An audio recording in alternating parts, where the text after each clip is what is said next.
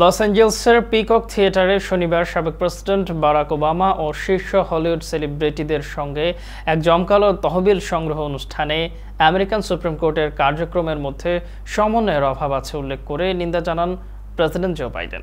অনুষ্ঠানে $30 মিলিয়ন তহবিল সংগ্রহ করেছে ডেমোক্র্যাটরা। জমকালো তহবিল সংগ্রহ অনুষ্ঠানে উপস্থাপক জিমি কিমেল সাবেক প্রেসিডেন্ট ডোনাল্ড ট্রাম্পের সঙ্গে বাইডেনের নেয়া বিভিন্ন পদক্ষেপের তুলনা করে ছোট ভিডিও দেখানোর মাধ্যমে অনুষ্ঠান শুরু করেন।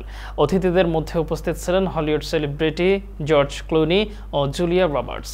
ডেমোক্র্যাট নেতা বাইডেন আদালতের সিদ্ধান্তের বিরোধিতা করে শনিবার বলেছিলেন, সুপ্রিম কোর্টের এ ধরনের সামঞ্জস্যহীন কার্যক্রম এর আগে কখনো দেখা যায়নি। বাইডেন বলেন, রক্ষণশীল বিচারপতি ক্লারেন্স টমাসের আদালত গর্ভপাতের অর্ধ শতাব্দী পুরনো ফেডারেল অধিকারকে বাতিল করেছে। আদালতের ইনভিট্রো ফার্টিলাইজেশন ও গর্ভনিরোধের মতো বিষয়গুলো পুনর্বিবেচনা করা উচিত। আদালত নিয়ন্ত্রণকারী 9 সদস্যের মধ্যে 6 রক্ষণশীল বিচারকদের 3 জনকে মনোনয়ন দেন ট্রাম্প।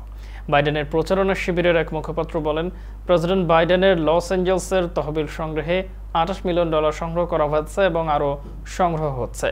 এটি ইতিহাসের বৃহত্তম ডেমোক্রেটিক তহবিল সংগ্রহ।